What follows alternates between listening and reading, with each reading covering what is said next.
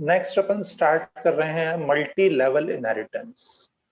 Multi level inheritance मतलब एक class, फिर उसकी चाइल्ड क्लास, फिर उसकी further child class.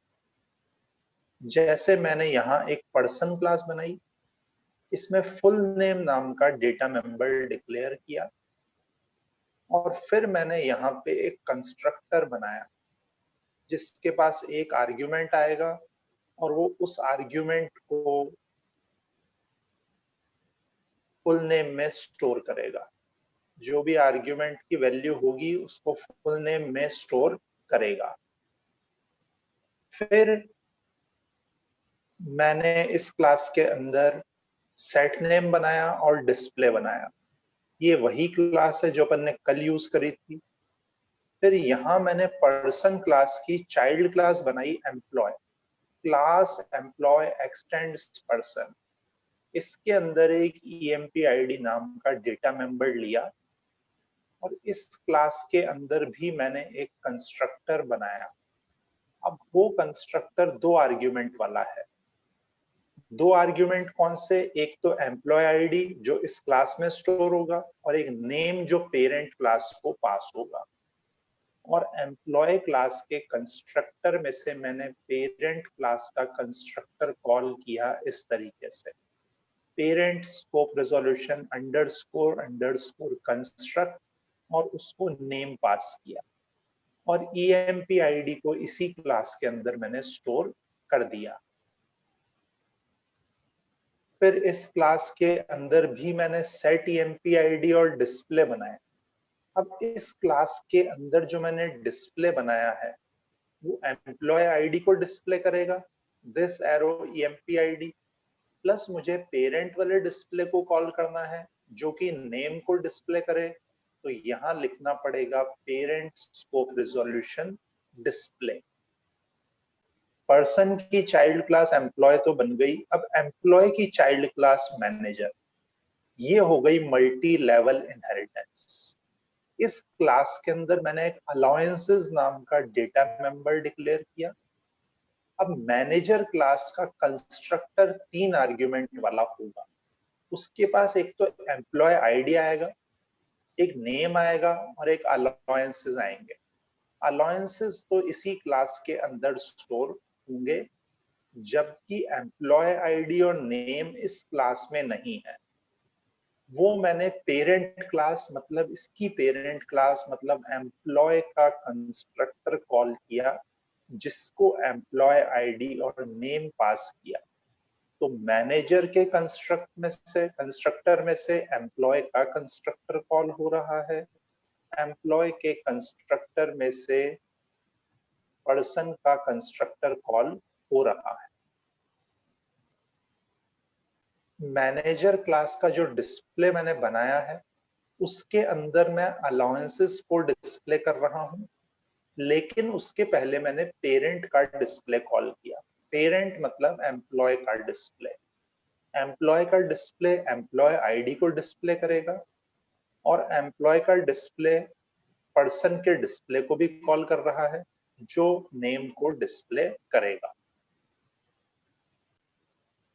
Manager class का ऑब्जेक्ट बनाया न्यू मैनेजर। इसको एम्प्लॉय आईडी, एम्प्लॉय का नेम और अलाउंसेस पास किए। तो एम्प्लॉय आईडी तो एम्प्लॉय क्लास में पास होगा, नेम पर्सन क्लास में पास होगा, और अलाउंसेस मैनेजर क्लास में ही स्टोर होंगे।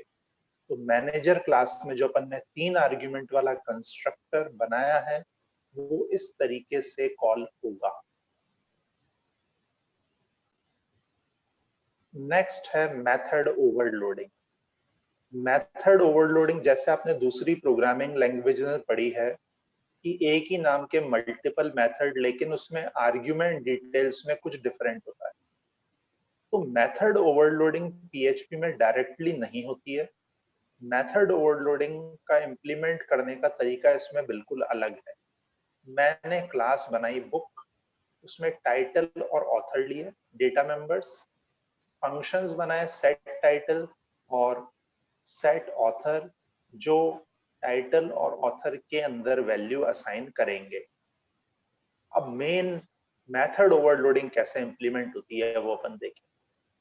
मेथड ओवरलोडिंग को इंप्लीमेंट करने के लिए अपने को एक फंक्शन बनाना पड़ता है, फंक्शन अंडरस्कोर अंडरस्कोर कॉल। इसके दो आर्ग्यूमेंट्स होते हैं। पहले आर्ग्यूमेंट में मेथड का नेम आएगा, दूसरे आर्ग्यूमेंट में सारे आर्ग्यूमेंट्स आएंगे। तो जब भी यूजर सेट डेटा को कॉल करेगा, मैंने चेक किया if dollar method name equal to set data, मतलब अगर सेट डेटा मेथड को कॉल किया गया है तो चेक किया मैंने कि अगर काउंट ऑफ आर्ग्यूमेंट्स 1 है, इसका मतलब सेट डेटा को एक आर्ग्यूमेंट के साथ में कॉल किया गया है। तो एक आर्ग्यूमेंट पास किया है मतलब टाइटल पास किया है, तो मैंने टाइटल के अंदर आर्ग्यूमेंट्स ऑफ 0 असाइन कर दिया। एल्स इफ कंडीशन चेक करी, अगर काउंट ऑफ आर्ग्यूमेंट्स 2 है सेट डेटा को कॉल करते हुए, तो आर्ग्यूमेंट्स ऑफ 0 को तो टाइटल में असाइन करेंगे और आर्ग्यूमेंट्स ऑफ 1 को ऑथर के अंदर असाइन करेंगे। अब सेट डेटा नाम का मेथड मैंने कहीं बनाया नहीं है यहां, लेकिन फिर भी अपन कॉल कर सकते हैं। जैसे आप यहां देखोगे, मैंने लिखा q equal to new book. Set title को तो मैंने कॉल किया, बना हुआ भी है, सेट ऑथर को भी कॉल किया, बना हुआ भी है। सेट डेटा नाम का कोई भी मेथड मैंने नहीं बनाया है, लेकिन फिर भी मैं यहां कॉल करूंगा आर एरो सेट डेटा, और मैंने सिर्फ बुक का टाइटल पास किया। तो जब मैं ऐसा लिखूंगा तो अंडरस्कोर अंडरस्कोर कॉल नाम का जो फंक्शन होगा ये कॉल होगा। क्योंकि मैंने किसी फंक्शन को कॉल किया है तो ये अपने आप कॉल होगा। इसमें कंडीशन चेक की जाएगी कि मैंने कौन से मेथड को कॉल किया है, सेट डेटा को, और जो आर्ग्यूमेंट्स पास किए हैं वो इस आर्ग्यूमेंट्स में आ जाएंगे। तो मेथड ओवरलोडिंग को इंप्लीमेंट करने के लिए आपको अंडरस्कोर अंडरस्कोर कॉल बनाना है।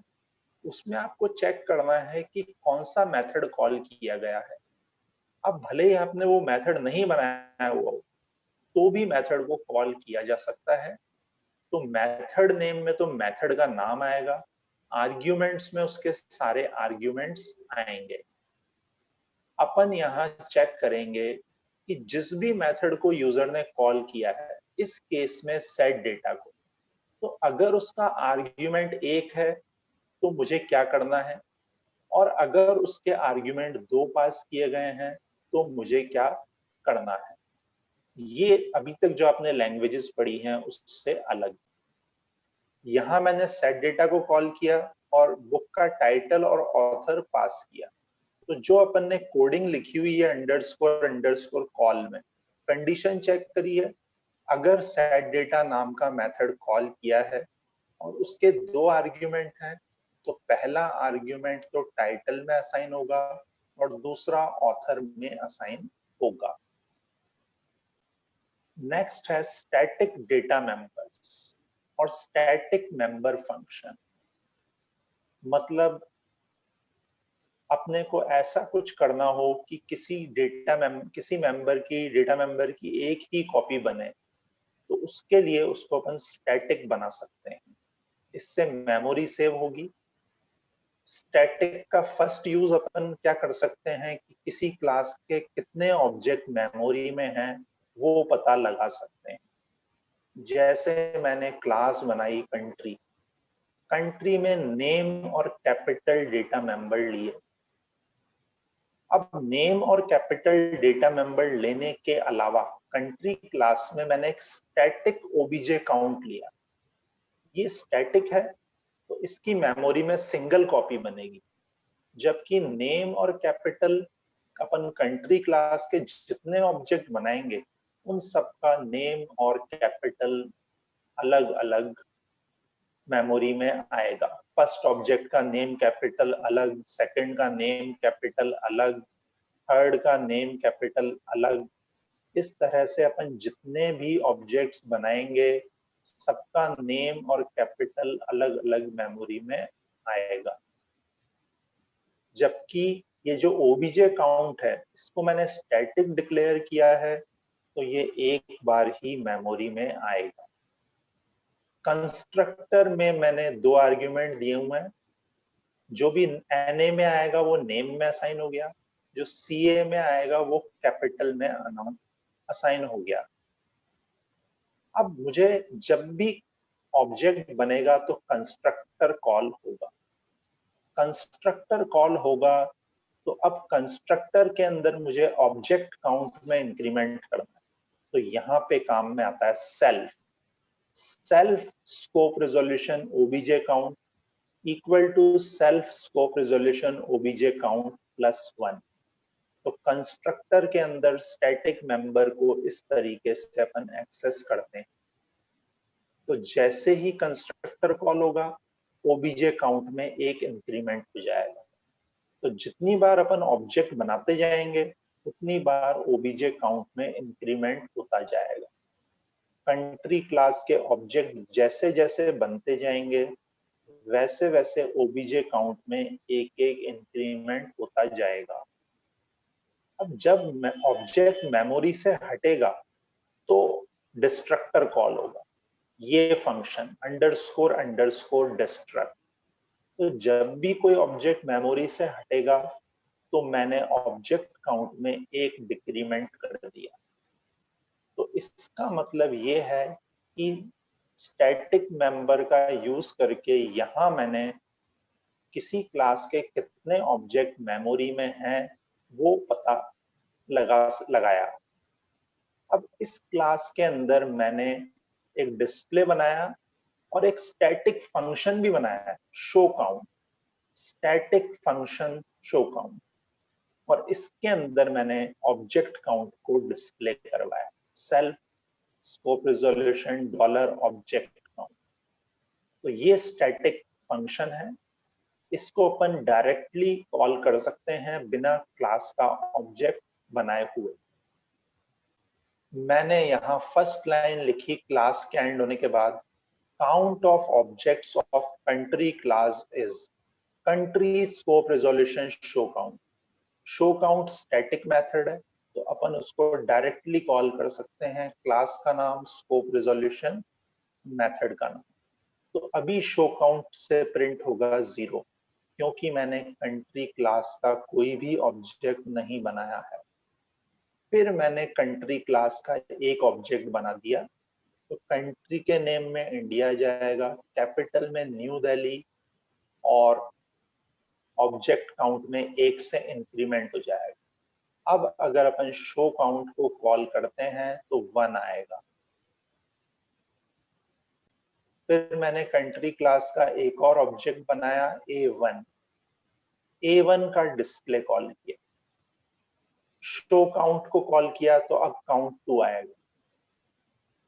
अब अगर मुझे मेमोरी से हटाना हो ऑब्जेक्ट को तो अनसेट यूज कर, अनसेट $A1, तो A1 मेमोरी से हट जाएगा। अब अगर अपन शो काउंट को कॉल करते हैं तो एक ऑब्जेक्ट A1 तो हट ही गया, अब क्या आएगा यहाँ पे आंसर 1। दूसरा, मैंने A के अंदर नल असाइन कर दिया, A1 तो मेमोरी से हट ही गया, A1 के अंदर जो ऑब्जेक्ट है A में नल असाइन कर दिया, नल असाइन करने पे भी डिस्ट्रक्टर कॉल होगा। अब शो काउंट करेंगे तो आंसर क्या आएगा 0। स्टैटिक का ही एक और प्रोग्राम देखें, मैंने क्लास बनाई स्टूडेंट। स्टूडेंट में हर स्टूडेंट का रोल नंबर और नेम तो अलग अलग होगा, तो इनको तो मैंने इस तरीके से डिक्लेयर किया, private roll number private name. Library fee सबकी सेम होती है, तो उसको मैंने स्टैटिक डिक्लेयर किया कि लाइब्रेरी फी एक ही बार मेमोरी में आए, उसमें वैल्यू 200 रहेगी इनिशियली। कंस्ट्रक्टर बनाया मैंने, कंस्ट्रक्टर के अंदर मैंने 2 आर्ग्यूमेंट्स दिए हैं, रोल नंबर नेम। डिस्प्ले बनाया जो सब कुछ डिस्प्ले करेगा। अब लाइब्रेरी फी स्टैटिक है, तो लाइब्रेरी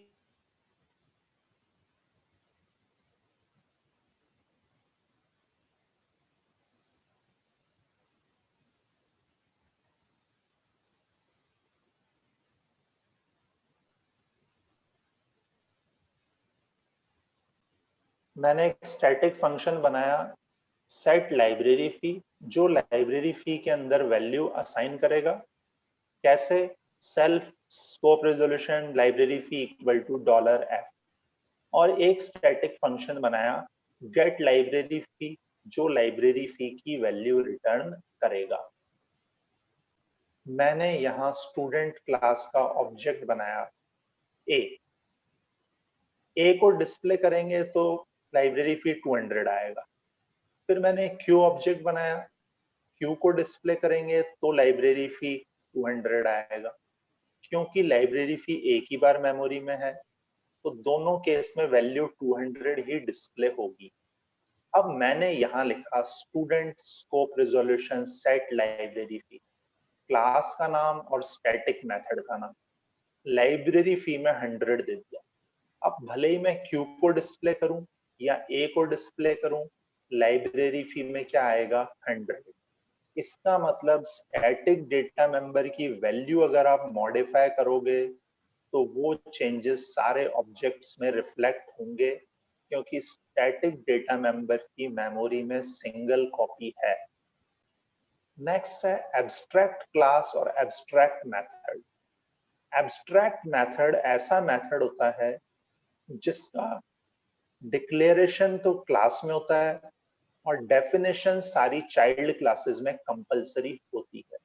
तो मैंने यहाँ एक एब्स्ट्रैक्ट मेथड बनाया ड्रॉ। अगर मेथड एब्स्ट्रैक्ट है तो वो जिस क्लास में होगा वो क्लास भी एब्स्ट्रैक्ट होनी चाहिए।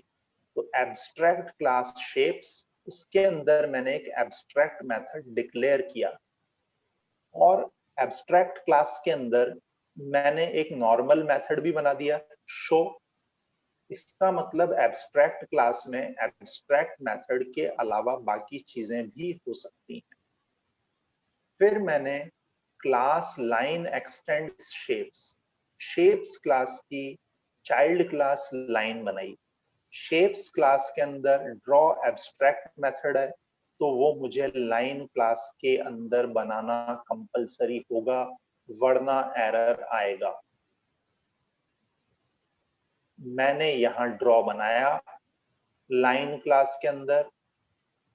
इसी तरह से सर्कल क्लास एक्सटेंड्स शेप्स, इसके अंदर भी मुझे ड्रॉ बनाना कंपलसरी होगा। इसका मतलब ये है कि जो भी एब्स्ट्रैक्ट मेथड है पेरेंट क्लास में वो चाइल्ड क्लास में बनाने कंपलसरी होंगे। अपने केस में एक ड्रॉ है तो वो इन दोनों क्लासेस में बनाना कंपलसरी होगा। इसके बाद मैंने यहाँ पे लाइन क्लास का ऑब्जेक्ट बनाया, ड्रॉ को कॉल किया, फिर सर्कल का ऑब्जेक्ट बनाया, ड्रॉ को कॉल किया। अपन एब्स्ट्रैक्ट क्लास का ऑब्जेक्ट नहीं बना सकते। इसका मतलब अगर मैं न्यू शेप्स लिखूंगा तो एरर आएगा, क्योंकि शेप्स क्लास एब्स्ट्रैक्ट क्लास है।